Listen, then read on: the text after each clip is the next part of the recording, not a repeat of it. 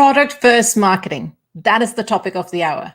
Hello, good day, greetings, bonjour, and salams to peeps from all around the world. Welcome to the live. Now, this particular series is called Impact 2.0, where we feature some kick-ass leaders making a dent in the universe in their own special way.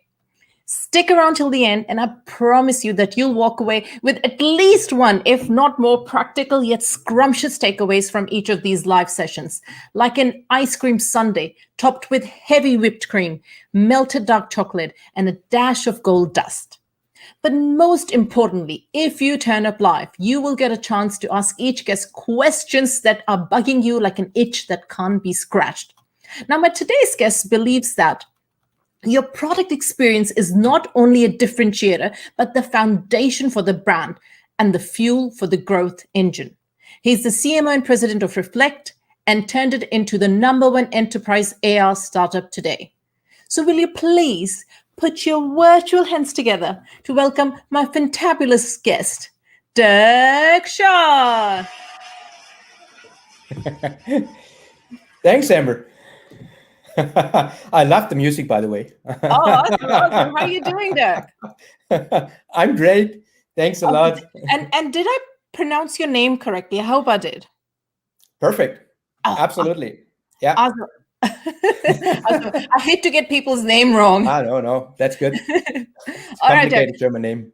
Now, before we get into the pancakes and syrup of this conversation, we are going to start off this show with a quick fire round. Are you ready? Absolutely. All right, let's go. What's the most regrettable fashion style you've ever worn? So I don't regret it. Mm-hmm. And I still believe it's great style, but my wife would say it was ridiculous, right? So many years ago, I used to play in heavy metal bands. Oh, wow.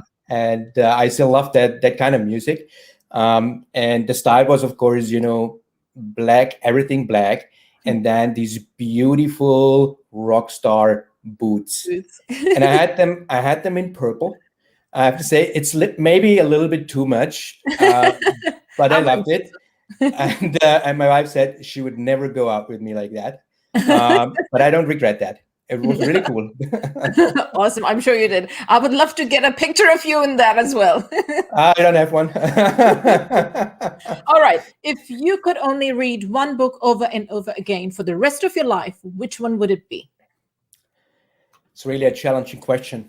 But I would say, I kind of had two, but now I let the audience decide. I have Behind the Cloud from Mark Benioff, which is a book I can read over and over again, because we marketers always talk about having a CEO who understands marketing, and he doesn't only understand marketing; he's really great.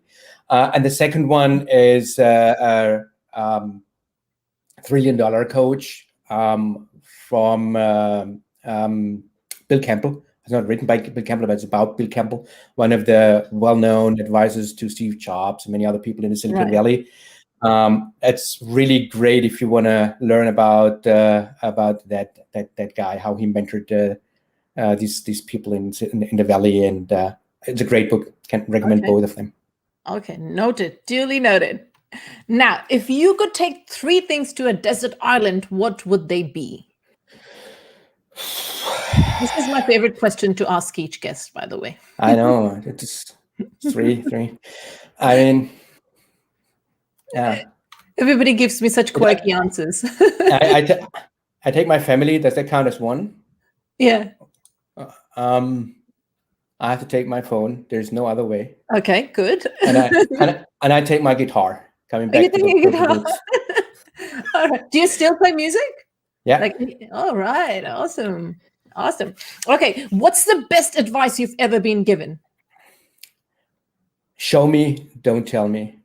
Show me, don't tell me. Oh, yes. Yeah. I think when I started the first time I went to the Silicon Valley, one of my mentors said that after I did a terrible pitch, and I realized it right after it, and he just said, "Show me, don't tell me." Yes. So I never forgot that. Yeah, and I think that's a great advice for anybody in the entrepreneurial world, or even in your career. Lastly, if you could have any superhuman power, what would it be? Patience. Yes, that we all need it. That is actually a good one. Extremely impatient, and I annoy people a lot like that. Yeah. So I would say patience would be good. I love that superpower, and I am because none of my other guests have mentioned it. I'm quite surprised that you have chosen that as your superpower. But I think that's one power most of us need to succeed in life. Yeah. Hello, Kaleem, Amy, our peak fellow members are here joining us. Thank you guys for joining us. All right, Dirk, you rocked that quick fire round, and I believe that calls for a quick celebration.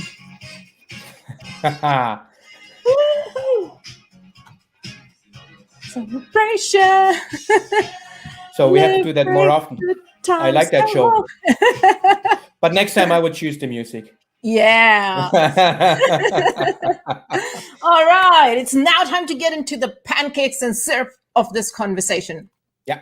Now, Dirk, imagine that I'm holding a pair of boxing gloves.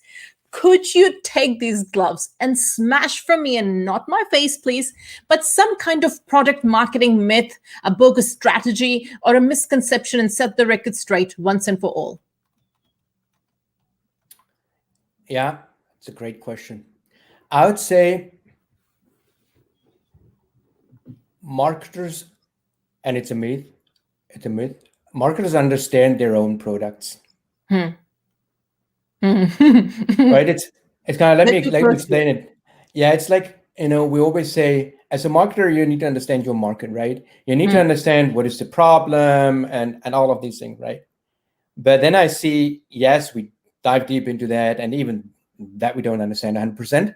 We don't spend time on it. We already jump and go to the acquisition channels. But then ask the marketers about how much they understand about their own products. And I'm quite sure you find a lot. They can write the copy for the website and stuff like that. Yeah. But if you would ask them to roll it out or provide support or something like that, it's over. So that's for me the biggest myth.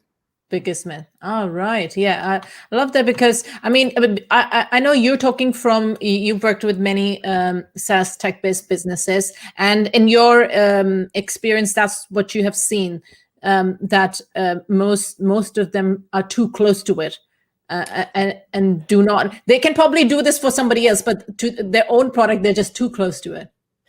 No, it's the opposite. Sorry if that was misleading. It's the opposite for me. Writing about a product but really understanding it, there are two different things, right? And I often see that marketers are too far away, right? They're not close to the product, just because they are not involved with the product team, especially the smaller startups. Take their early growth phase startups, right? And as a marketer, you have so many things to do, right? It's overwhelming. You have to look for everything. You have to build a brand, drive demand, and build a growth model, help HR to build employer branding, help support to build a knowledge center. There's a bunch of things to do, right? So there's disconnection, what you're saying. There's a disconnection from my point of view, and I see that very often, especially the earlier stage startups. There's also then sometimes, it depends on the product, of course, a lack of technical understanding, because we're talking about software, right? And the understanding how software is built is, for me, essential to talk about it. And what do you think is instead of, so if startups were in that position, like what should they be, or what should the founders be doing next so that they can tackle this issue straight on? First of all, I talk about the founders having the right understanding of marketing, right? But we don't need to go too far into that. That's a very general thing, right? We talked about that before, and that's also why I mentioned Mark Benioff. If you have a CEO who does not get marketing, forget it, right? It's not going to work. But the other side is, as I said, understanding the market and all of these things. That's one thing, and that's, by the way, exactly the point why I came up with the product first marketing approach, right? I said, look, you have limited resources, right? At the same time, you have all of these things to do. So it starts when you begin with the positioning. You want to position your company, you want to position your product.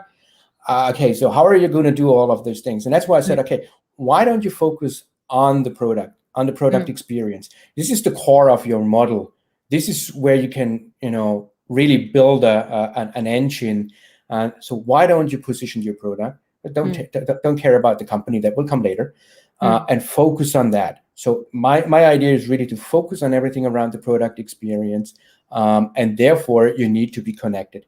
And it helps. It's based on our own experience, right? We had all of these things, and you know how it is today. You have product, you have marketing, you have customer success, and you have sales. And then you have these old school guys. I don't know if I've got a lot of sales folks here on the call, but you have especially these old school sales folks who say, well, look, there's marketing and they bring me the leads, and then they're out, right? And that's ridiculous, right? So for me, that's bullshit. This is along the journey, right? And there's so many things, we will come to that, where you need to have the teams aligned. So if you align them around the product experience, you have sales, marketing, customer success, and marketing all together aligned. And I think for me, it's easier to work, to be honest, in that way. Yeah. Amy totally agrees with you there that yes, traditional marketers are too far away from their product. And would you say that from the beginning, the founders should have this focus of bringing product, marketing, branding, customer success together? I mean, should they be like, oh, okay, we'll worry about it a year later? Or from the beginning, this should be the focus so that they are able to truly understand their product? Yeah, I mean, okay, I remember when we started, and I still have in mind when my CEO came and he gave me a piece of paper, a couple of thoughts on it about the product. And we have a complex product, or our first product is a complex product, right?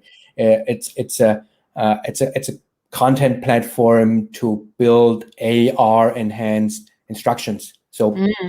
And instead of reading a paper manual how to repair your coffee machine, you get your instructions displayed onto the product.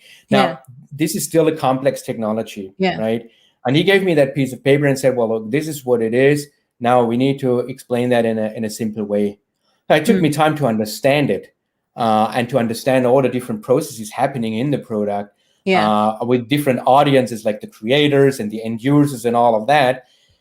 And I never forgot that, to be honest. I'm always thinking about that when I talk about marketing, because that shows how difficult it is to translate something very technical and figure out, how can you simplify that? And really, turn it in something people really understand without all of that bullshit, like, innovative and top notch and all of that stuff, which nobody needs.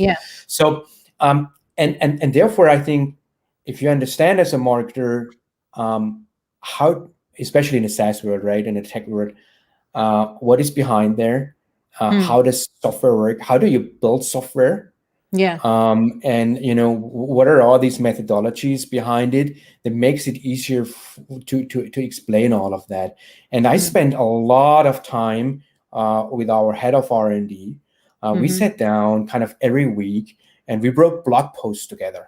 Right. And I said, look, I want to write about these smart glasses. So I had an idea, I wrote about it, and then he came in and he said, well, look, but this is not right. And, you have to adopt this. And that's how I learned a lot. Right. I mean, I'm not I don't want to call myself a programmer, but I programmed when I was younger. I'm a Scrum Master, so I'm even a patent holder. So I understand that part. And that's also why I know how hard it is. So I think you need to take time with the engineers to really understand that. Makes it much easier to explain it. And that's for me a key criteria as a marketer in the tech or SaaS world. I agree. Sorry, it was Kim earlier. The comment shared. It wasn't Amy. I think this comment was shared by Kim Murray, who's also a fellow Peak community member.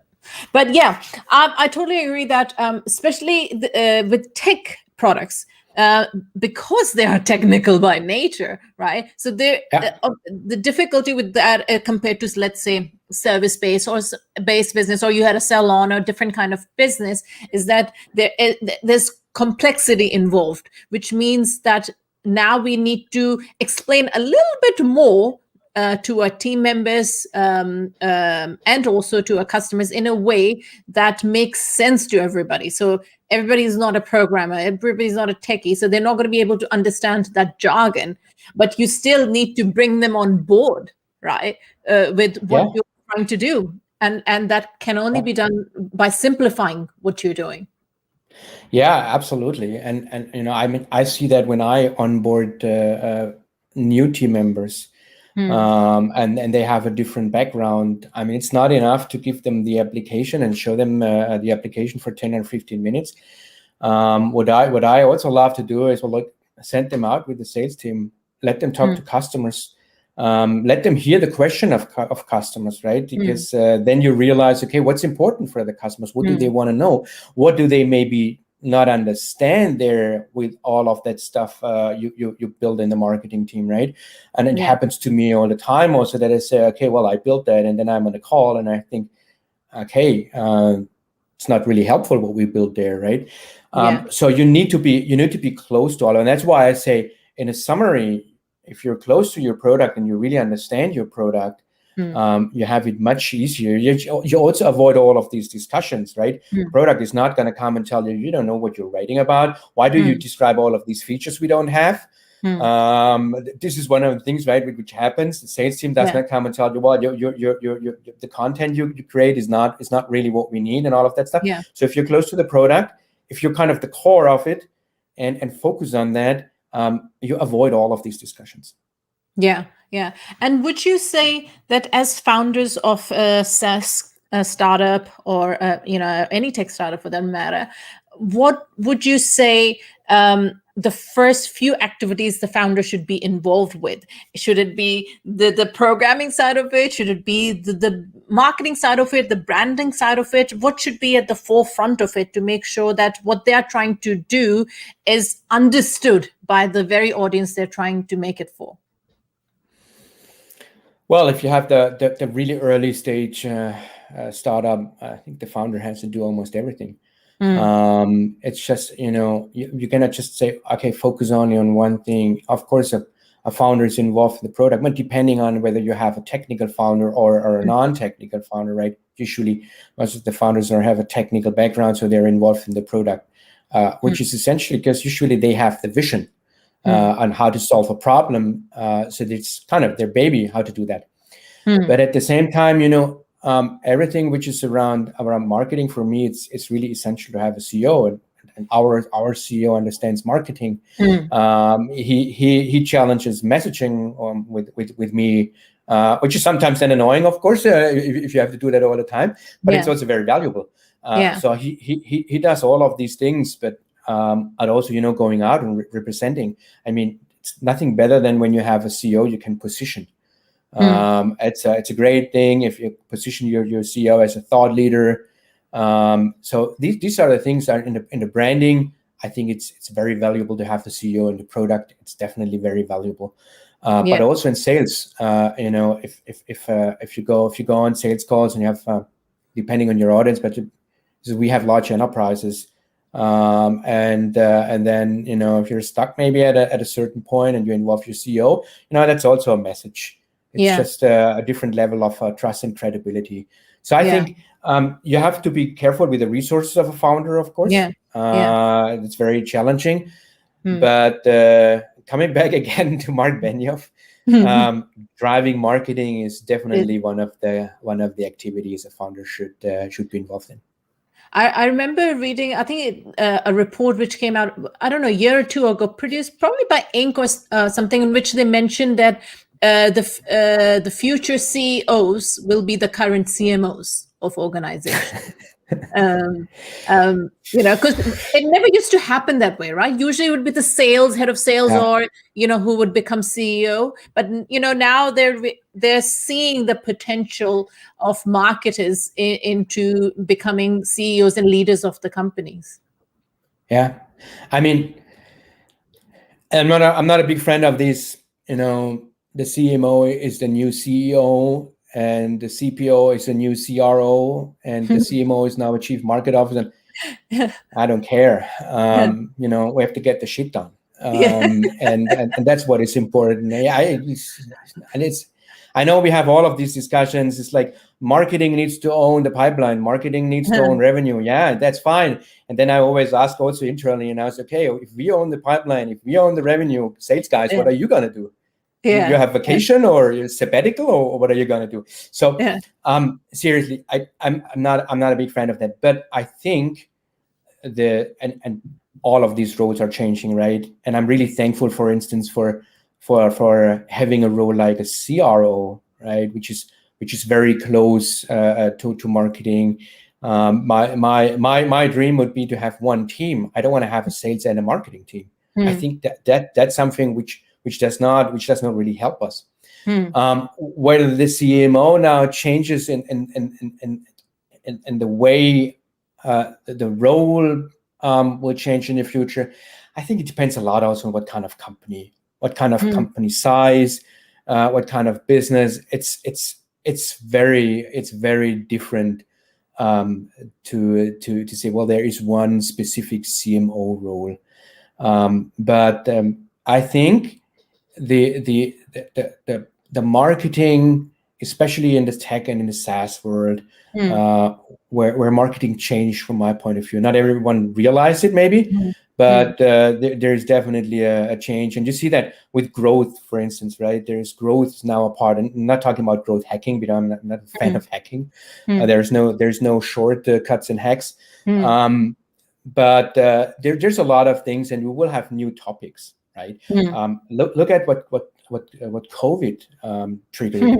I mean, and I see it in our case, right? Buyers' behavior is different. We see a lot of more B2C things in B2B. Finally, I'm really happy about that. So that's maybe something which can change, especially for B2B marketers. Don't be so boring anymore, because these B2B buyers, they also have Netflix at home, and they have Amazon at home. They probably also have an iPad. So, don't give them that old and traditional shit. And I think that will change also the role, kind of more an experience of marketing instead of just the boring stuff we had in the past. Yeah. I mean, I see where marketers miss out is when they don't speak to the situation of the prospect, of the audience. So what I mean by that is that, okay, two people can have the same problem, and you could be selling the same product to them, right? But they're in totally different situations. For example, one person could be a mom which has to juggle with kids at home now that they're all at home. The other person may be a single person. Both have exact same problem, can have the exact same problem of trying to lose weight, for example. I'm just, But the point is that the way you speak to them would have to be different. The message that they hear has to speak to their circumstance, situation, and not just the problem that they have. I see a lot of marketers missing out on that. What do you think? Yeah, that's a great point. I like that, because it brings the psychology a little bit into the game, and I'm a big fan of that. And I actually started I studied marketing communication science, but I started my career in sales. And one of the first things I learned is exactly what you described, right? Yeah. People are in different situations. So if a customer in a call is not having a good moment, maybe, he or she got fired 10 minutes before. So it's about the situation, and you have to be very, very situational and smart to figure out what's the background there. And I think salespeople are really good at that. Marketing people, maybe not that good, because we were not that close to the customers. But you see that in many things, right? I had to do the marketing for a lot of early stage technologies in the last 10 years, Mm-hmm. which is fun on one side, but also very challenging on the other side. And one of the things which fits to that is, the different content and everything you provide to the people. Are they aware of a solution? Are they unaware of it? Mm. And all of these things play a role, and we just throw the content at them, right? We say, well, here it is. You read the website, and there is it. And take a free trial and do it. And they maybe even don't get anything about that, right? Or then now with the, because we talked about the change, we see all of these buying committees where now instead of one person, there are 5 people involved, right? You need to figure out what is their motivation. Right, because their motivation is not only the economic value. Yeah, we will save money. There's social motivation, there's reputation, there's career, there's so many things. So you have to. We marketers really need to have kind of the knowledge of the psychology background there, Yes. in order to figure out in which situation our buyers and our users are. Yeah. I fully totally agree. And I think I ruffle a lot of feathers when I always mention this, is that to me, the essence of marketing lies in psychology. It lies in understanding human behavior. I see marketing as that, where, because I see majority of marketers do not pay attention to it and do not, do not even study it. I know that in marketing degrees, psychology is not much a part of it unless you have taken that as in your own initiative. But I see that's where salespeople get it, because they've usually been through that exercise. They're in the trenches. They are speaking to the customers, and they're usually trained on that. Psychology of human behavior, and marketers don't. And that's why I say that maybe in a lot of startups that it do for founders or other team members to get, bury themselves in the trenches, go for sales, so that you're able to understand the human psychology behind what you're trying to do. And then of course you can slowly, divide that into different roles and, do something else. But I see that a lot of the times when this one business is successful and the other isn't, and it's usually down to how well they understand their customer. Yeah, absolutely. I mean, for us, it's a persona, right? And that persona is on a slide, in our slide deck, and that's where it is documented, and that's it. But it's not only a persona, there's a human being behind. There's a real person behind it, right? And that real person is not always like shown on the slides. There is a lot of different situations there. And therefore, that's I fully agree. Therefore, it's very helpful to be out with the customers, and we learned, and to maybe also connect it a little bit to the product first approach there. I learned a lot about that when I started to really dive into the onboarding topic, which is for me a kind of a core part of the whole approach, right? You see, because there you have the possibility to be really close to customers, and you really see what's going on there. What are their needs? How do they want to use the product? What kind of problem do they really want to solve, right? Early in the customer journey, you hear about that, but especially, right, with what we do, or many startups do in tech, when technologies are new, you might know it, but you want to have that tool, but you don't even exactly know how you're going to use it. But then once you are in the onboarding phase, and there's a commitment behind it, then you can really learn about how customers use your product, what they need for it, where are the issues, where they are struggling with their teams. And that's why I love to be very close and like to use the whole onboarding thing for the marketing, because this is where you can learn. This is kind of the heart of it, where you connect then to the product. And that's what I mean also with, when I say be close to the product and use that. There is no better part than the onboarding part, where you also can support it, because who is doing that? right? It's the PSO folks, and rollout and support is involved and all of that. And that's great because they have the technical capabilities. Well, we marketers know the people. We know what they need. I mean, we took care of them the whole journey. Why not taking that step and taking them to the product experience journey, right? Yeah. And that's when we had the same issue, right? We turned one of our products, which was more a sales-led top-down approach, into a more bottoms-up model. It's still not 100% done, but then we realized we had to do the onboarding. Now, what are we going to do? Is it a personalized onboarding? Is this kind of an automated onboarding through landing pages and stuff like that, or videos? And it didn't work. We had a great idea and it didn't work. And we said, what's the problem? And we dived deep into the onboarding. And we saw so many things there we can improve. We kind of shortened the whole thing from 20 steps to 7, and all of that. And then at the end, you can use all of that and use it for your branding.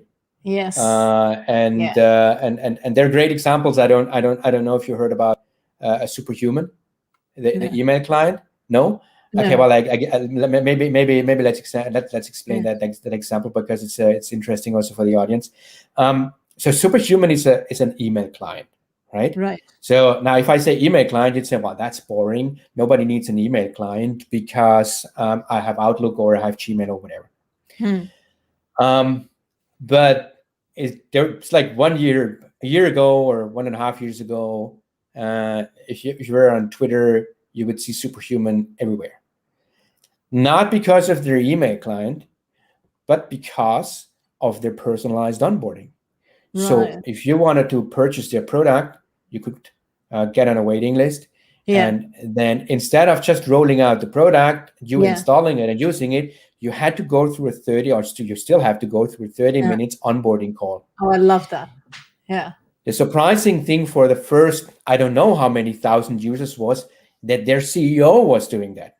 So he showed up in the call, he did the onboarding, and people freaked out and said, wow, there was a CEO, he did the onboarding with you personally. And they tweeted that, they put it on LinkedIn and everywhere. TechCrunch got awareness. So, and they brought them on TechCrunch and everywhere. There's a lot of articles around the onboarding of Superhuman. Yeah. And for me, that's a great example of how you use your product experience for your branding, because it's much more believable, right? Yes. If you as a company talk about how great you are, nobody believes us that. Yes. But if you use your product experience, people believe that and say, hey, that onboarding experience, that was excellent. Now I know all the features. Otherwise, nobody would care about an email client. Yeah. And that's for me the one of these examples. So I say, well, look, this is what we can use as marketers. And how many marketers use onboarding as one of their channels? I don't know many, to be very honest. Yeah. Yes, not many. That's a brilliant strategy, by the way. That was I have to thank the guys from Superhuman, because that was the reason why I came up with the whole idea of the product first marketing approach. Yeah. So let's talk more about the product first approach, because as I open today's talk with your quote, in which you said your product experience is not only a differentiator, but the foundation for the brand and the fuel for the growth engine. So let's expand a little bit more on that relationship between the product and the brand differentiator. Yeah. Well, let me call it the product and the company differentiator, right? That's what I said before. Especially startups in an early phase, there's limited budget. There not much of resources available, so you have to focus. And I've seen that a lot. That startups in what there's a founder. The founder has a vision, knows what he wants to build or she wants to build. And then marketing, start positioning and all of that stuff. And then you start positioning the company, you start positioning your product, you start with all of that stuff, and then you realize we're lost because you have all of these different messages and everything. And I said, and that came also when I mentor startups for the German accelerator in the Silicon Valley. And I saw that, and they struggled with that. And they said, oh, well, should we start with the company or should we talk about the product? And I said, no, look, focus on the product. It's just product first marketing is an approach which helps you to focus. It gives you guardrails, right? And it does not mean that you don't talk about the company. Of course not. If you're Coca-Cola or GE or whatever, of course they talk about the company, but they don't. They have the resources. So as a startup, you don't have the resources. So focus on the product, build it around experience, and that's for me. It's for me key. It helped us. Only we made the same mistakes, right? I can. Show my old messaging stuff, and then we had exactly the same problems. That's why I said let's start with the product experience, because that's what you really have, and that's the most believable part of everything. And it's kind of, you can scale that, right? You can scale that everywhere. And the brand is for me. I think we also talked about that in preparing the session. Brand is for me much more than a brand is. When people they say, "Whoa, you don't need a brand as a startup," and stuff like that, Okay, another bullshit. Yeah, you do. It's just, in our case, we sell to enterprise. We sell to large enterprises. So how should I sell to Siemens or any of these companies without having a brand? There's no way. They kick me out immediately. Right. Yeah.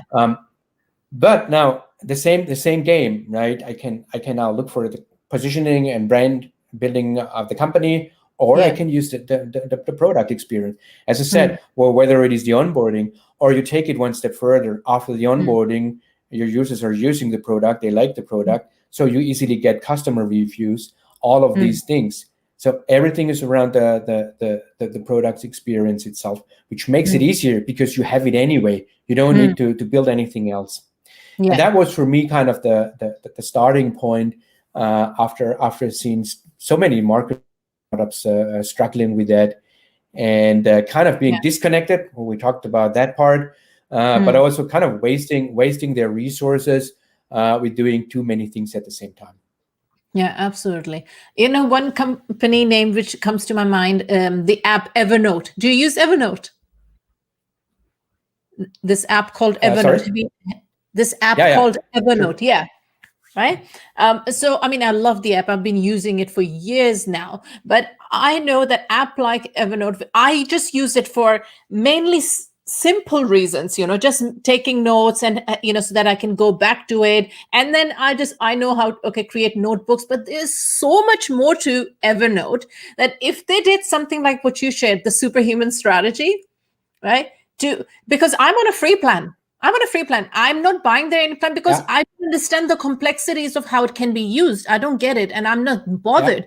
But if they onboarded me that superhuman way, I am pretty sure that I would have been a paid member of the app. Yeah. It's great that you brought it up, because Evernote is probably one of the best examples of not using the best avenue there. Yeah. They're releasing features, and I don't know how many features they have. Yeah. Nobody is using it, and they're not growing rapidly, and that's the reason. Yeah. People don't know how to use it and what to use it for. Yes, use it, but you could also use Apple Notes or something else. It's just the same thing, right? You use probably 20% of it. So if they would do that, the onboarding better, I'm quite sure they would have a completely different adoption. Oh yes. So this is really a best case example of not using a product first marketing approach. They use whatever approach. I like the tool, to be honest, and I use it, but I'm always kind of, hey, no, I don't want to use it anymore. And then now I see that every day there's an update. Every day there's an update. And I don't know what it is about, right? So they're not doing a good job there. Yeah, absolutely. I mean, I love the app as well, but like I said, that they could have done so much more with it. There is so much capability in the app that a normal person using it, a normal consumer, doesn't use probably 95% of what it can do. Right, and they're missing out on it. So maybe then you need to write an email to Evernote, to the CMO of Evernote, and I guess I will do that. I'll offer them some support. I really like the tool, and I don't want to blame anyone. I know how hard it is, but the interesting thing with Evernote is, I mean, they were a first mover.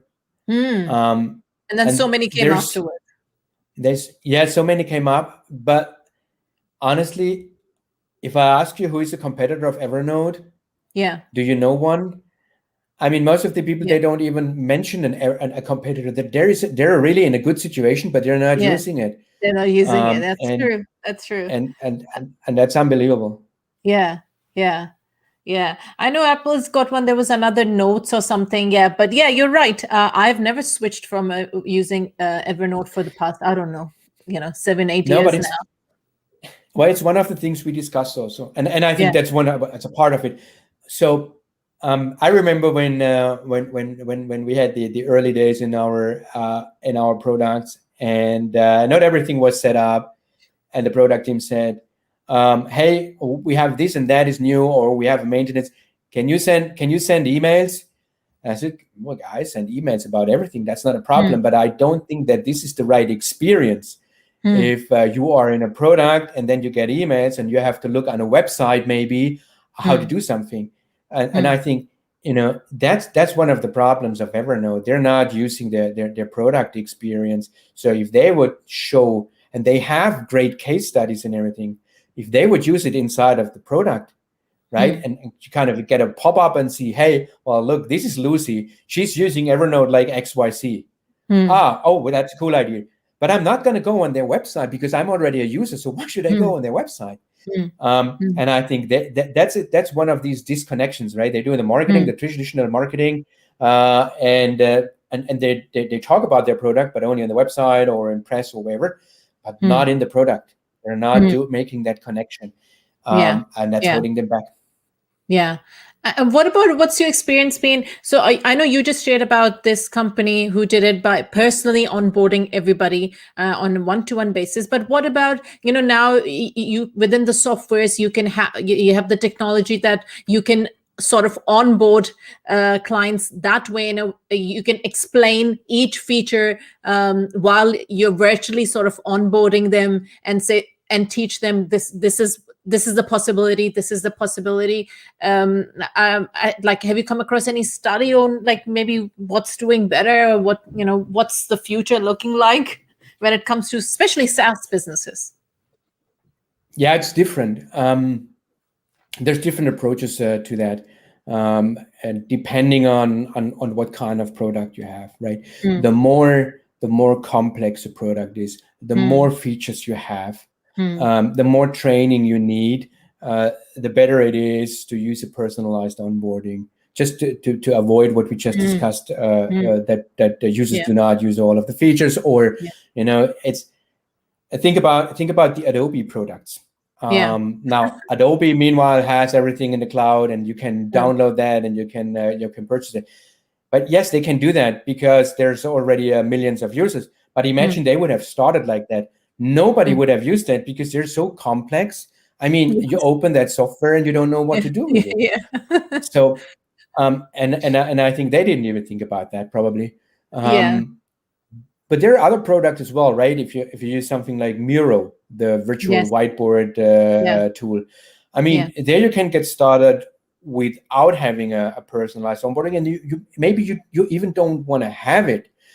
But there are other ways to do that, right? You can do that in the product, to really kind of do that onboarding, or at having, I don't want to say a tutorial because this is anyway necessary, but there's definitely different ways to combine it with the product. And by the way, Miro is a good example. They really use that. You have these little pop-ups which are not annoying, but they show you, hey, did you share this? Did you see what your team member did on that board? And stuff like that. There's smart way to kind of onboard you with all their templates, right? Meanwhile, they have you can go and upload your best boards, and then they choose. So they kind of onboard you with best examples from well-known companies and show you, look, this is the kind of board you can create. This is what you have to do. And that's a fantastic job without a personalized onboarding, right? So it works both sides depending on the product, but it happens in the product, and it happens really in a kind of educational way. Yes. Yeah. I love that. That's one way of doing one-on-one onboarding, but the another way is education within the product yourself. I a couple of days ago, or a few days, last week or something, I was working on, because we are rebranding and doing a new website and stuff, right? So I had to to my designer, the web designer, I wanted to give a wireframe, right? Because I'm doing the copy, I'm doing the wireframe. They're just gonna do the grunt work, right? So I was like, okay, what tool? And I came across Miro, right? And Miro had the template for a website wireframe. I was like, what? And they've made it so easier. Like, I'm talking from a non-techie person's point of view, right? I want a simple way to wireframe a website so I can pass on that info to the people who are going to do the tech work behind it. It was really fantastic. Yeah, and that's where marketing or what marketing can leverage, because then when you have that onboarding experience like that, automatically you have a different level of user activation. You have higher retention, you have lower churn. Yes. And these are all the things which come automatically with it. Yeah. And then you can reuse that, and that's why I really believe that marketers should get more into the whole onboarding experience, because look, the product folks are great in building the product, and the sales guys are great in selling them. And I think marketing is good at explaining things, at understanding what to explain to whom, and really create an experience. I think we're good at that. Yeah. So why don't we use that? Why don't we use startups that knowledge? We have the customers and the users along all the journey. We learn so much about them, but then we stop before the onboarding. And that's something I think we don't use one of the most powerful assets there. Yeah, absolutely. I remember David Breyer talking about this, and I mean, he's a brand guy. He's not even a marketer, right? But what he said really hit me, and I was thinking, oh my God, marketers miss out on that.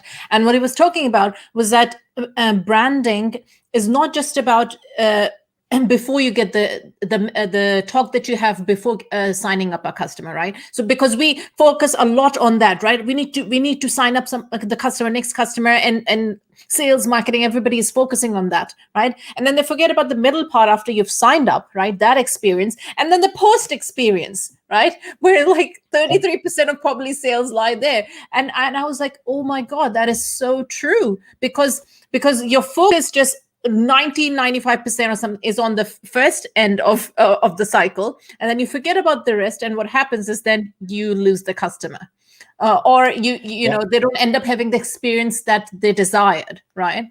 And which isn't your product's potential is a lot more.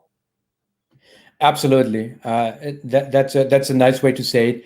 And this is what you can reuse for the brand, and reuse easily, right? And brand drives then again demand and growth. So it's a loop, right? We're not thinking in these typical funnels anymore. Yes. But the whole experience is really something you can use. The experience goes into the brand. It fuels the growth engine, and then you have more users, and you get a better experience at the end. Yeah, Kaleem says it's the acquisition trap. Yes, absolutely. That's trap. What it is. Acquisition trap. All the marketing. Don't build a brand. Just bring us leads. I know. Yes. Yeah. Exactly. We'll do it tomorrow.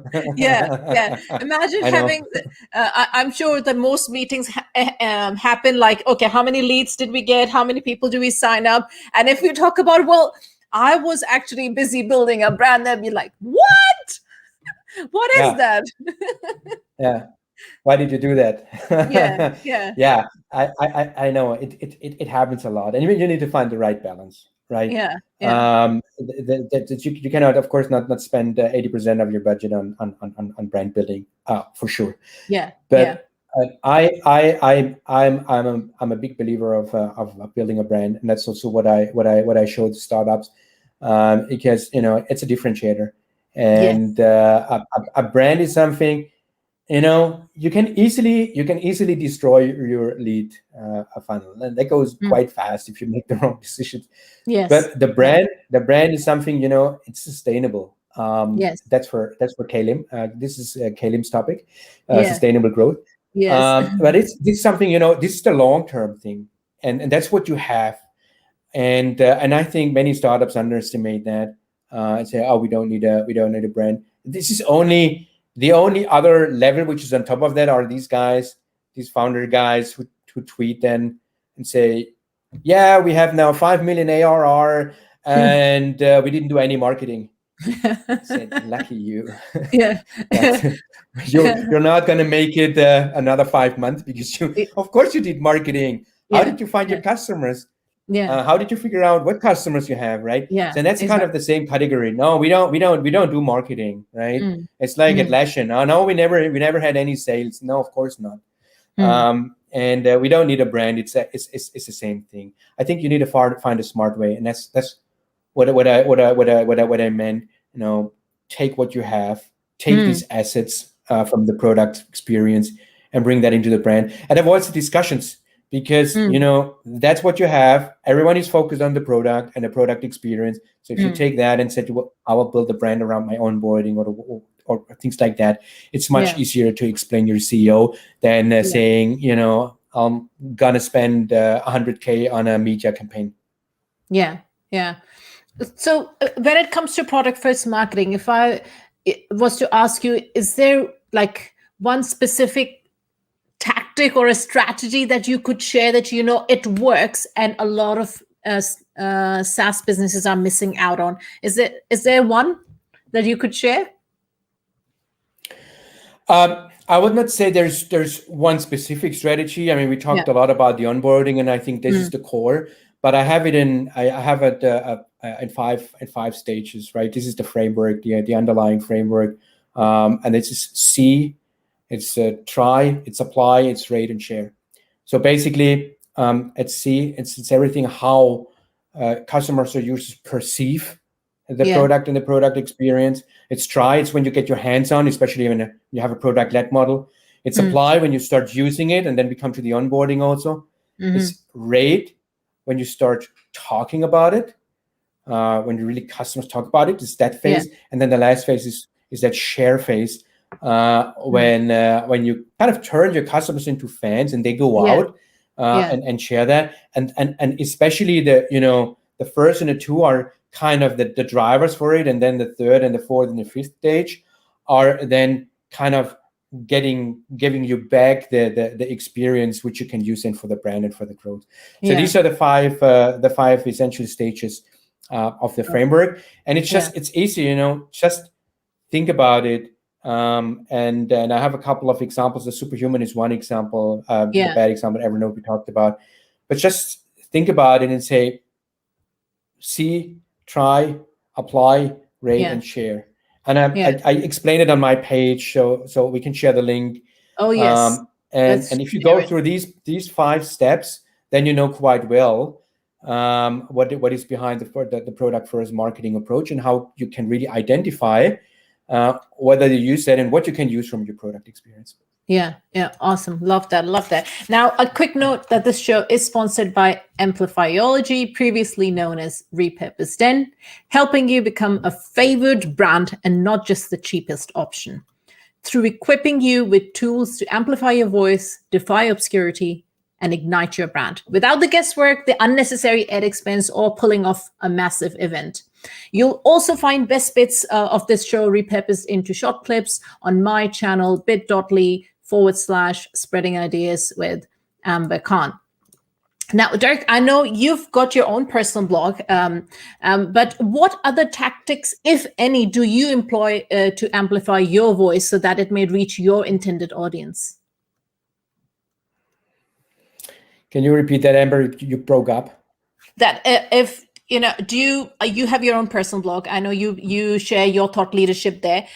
What other tactics do you employ to amplify your voice so that your thought leadership reaches the intended audience? So writing on the blog and on my website is definitely one thing, and the other two things I really like to do is being on a podcast and then sharing that on events, especially in these times where we cannot meet. It's for me more important. You know, I post on LinkedIn, but I don't post every day. I don't count my success in likes. It's more about meeting people and sharing that and getting feedback. I had a great conversation. I don't know if he's online, but I had a great conversation with one of the speakers, Pablo Gonzalez. You know, we kind of discussed about different ideas and things, and he challenged my approach and everything. That's for me, you know, super valuable, having these discussions also in our community than posting so much on LinkedIn.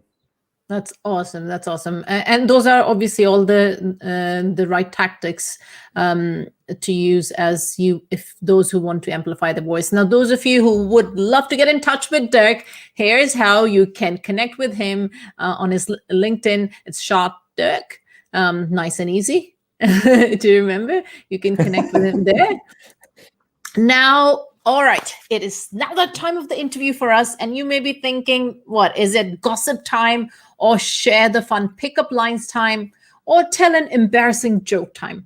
Unfortunately, we are not that type of a show. Well, not yet anyway. But what it is time for is